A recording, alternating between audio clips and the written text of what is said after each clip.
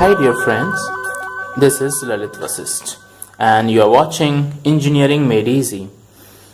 In my last lectures on optical fibers, I covered what are optical fibers, its structure and working principle, its advantages of using optical fiber communication and so on. So in this lecture I will discuss two very important terms related to optical fibers.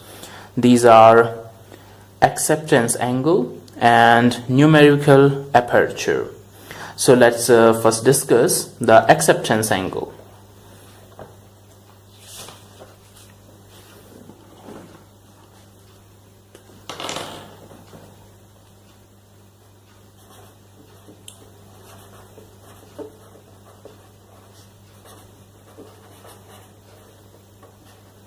So we will see here what is the acceptance angle. Acceptance angle is the maximum angle with the axis of the optical fiber at which light may enter the fiber in order to be propagated through it. So let me first write down the definition, then we will understand it. What does it mean actually?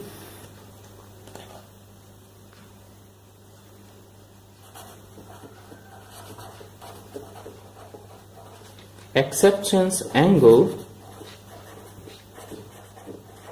is the maximum angle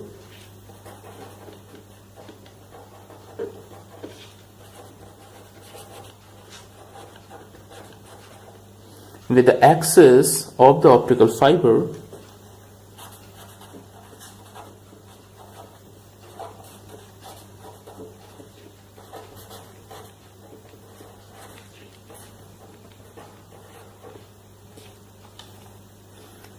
at which light may enter the fiber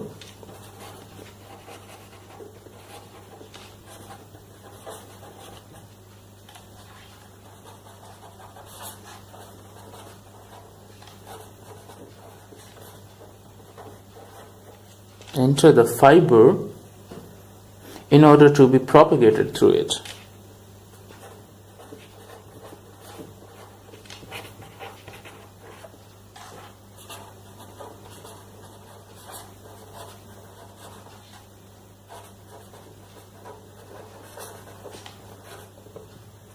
Okay, so this is the definition of acceptance angle. So now I will clear this definition of acceptance angle with the help of a diagram that will clear every concept. So let me draw a diagram. What does it mean? So first, let me draw the optical fiber.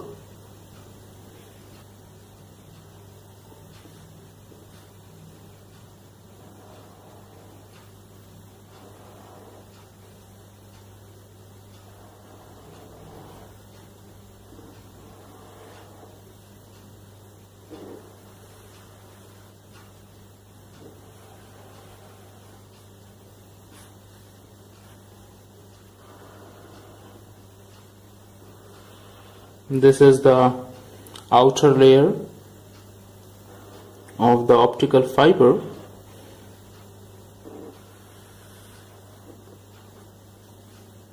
and here is the core, the inner layer of the optical fiber. This layer is called as the cladding. Okay, and here it is known as this one is known as the core of the optical fiber. Let's say its refractive index is N2 and its refractive index is N1.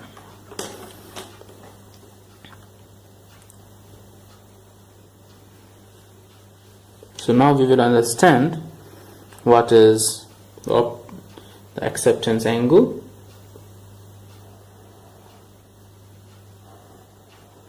Let me draw it first so that you can get it.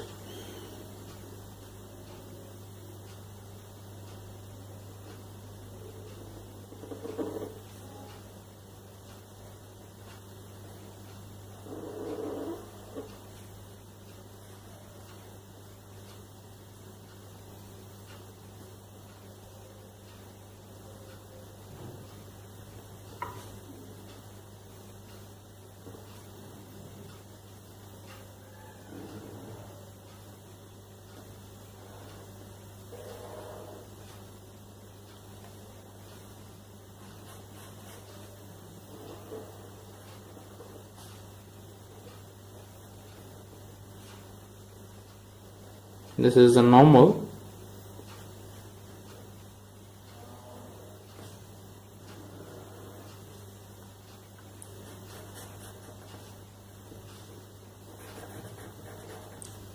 Okay,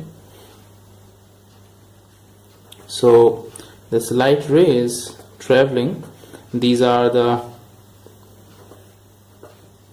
two rays.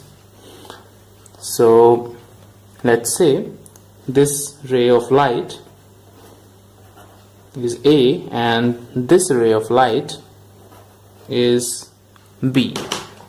Okay, excuse me. And when look at this, suppose this is the angle theta here. Let's say it is theta 1. As you know, the angles are measured with the normal, and we know that this theta 1 needs to be more than the critical angle for this light ray to show total internal reflection, because we know that in optical fiber the communication takes place through the total internal reflection. So this angle theta 1, this incidence angle of this light ray, needs to be more than the critical angle so that it can enter back, it can return back to the same medium or core. So this is known as the acceptance cone.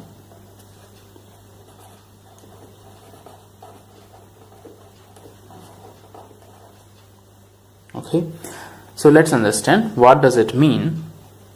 Here let me draw the axis. This is the core axis.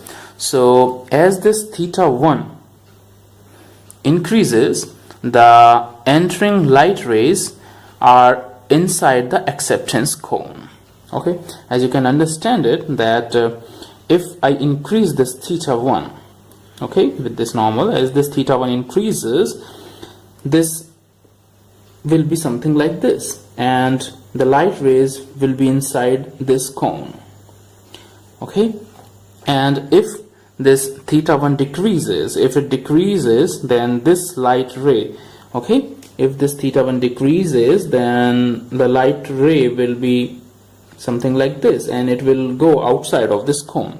Since we know that theta 1 needs to be greater than this theta critical for total internal reflection, so it should be more. If it is lesser than this, then the light rays will go outside of this cone. The similar case is true with this side also, as this theta needs to be small. If it is, it needs to be more. If it is small, then the light ray will go outside. Suppose if light rays are coming in this direction, let's see, it is C light ray and it is going in this direction. So if this angle is small, it is making a smaller angle, then it will go outside. So as the theta increases, theta 1 increases, the entering light rays are inside the acceptance cone. But if theta 1 decreases, then and becomes less than theta critical, okay, this critical angle, then these light rays are from outside of the acceptance cone.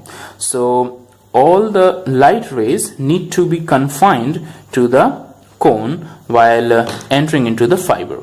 Okay, so that the incidence angle at the core cladding interface is more than the critical angle, which is the necessary condition for the light rays to propagate through the optical fiber by total internal reflection. So this critical half angle of this acceptance cone is the acceptance angle. So where is the acceptance angle? This angle. This is the axis of the core, and this angle, let's say it is theta A. So this theta A angle is the acceptance angle. So acceptance angle is the conical half angle of this cone. So all the light rays must be confined in this cone. So it is clear by the name that the light rays that are outside of the acceptance cone will not be accepted by the fiber. That's why it is called the acceptance angle. Now this was this was the acceptance cone. So this is acceptance angle is the conical half angle. This is the conical half angle actually. So this is the maximum angle, okay, outside which, if it is more than this, then the total internal reflection will not take place and it will not propagate. And one more thing, what will happen to this light ray? Since for this light ray, this is not greater than the critical angle, so the total internal reflection will not take place, and this will go, it will deviate little bit, but it will go in this medium, in the cladding, and it will not be total internally reflected, so it is wasted. Now we will discuss the numerical aperture. So let's see what is numerical aperture.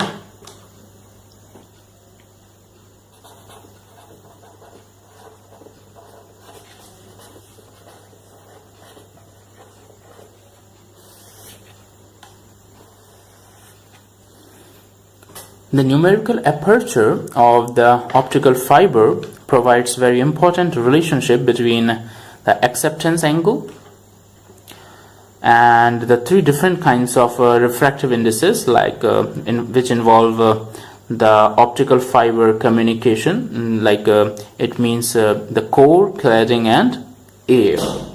So this numerical aperture provides an important relationship between the acceptance angle, the refractive index of the core, let's say it is N1, the refractive index of the cladding, let's say it is N2, and also the refractive index of the air.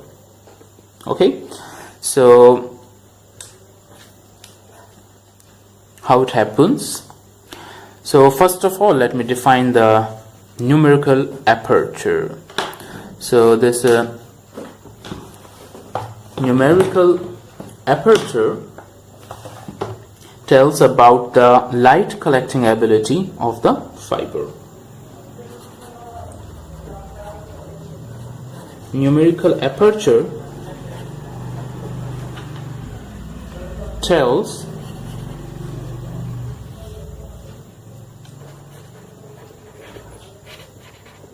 about the light collecting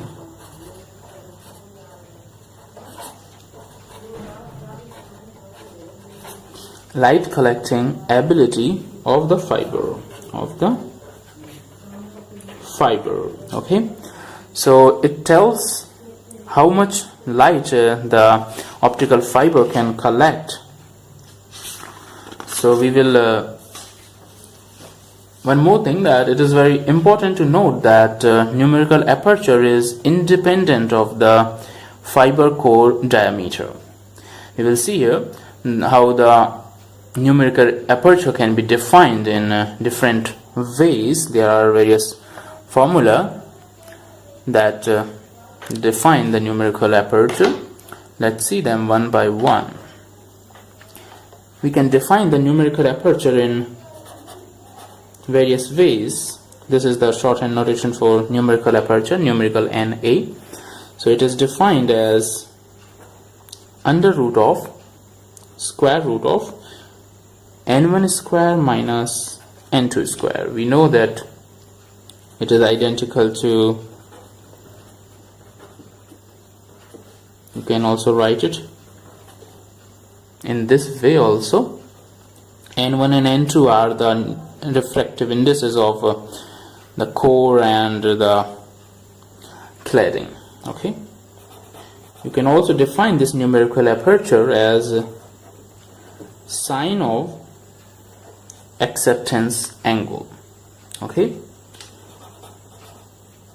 The third way to define the numerical aperture is it is equals to n1 under root of 2 delta.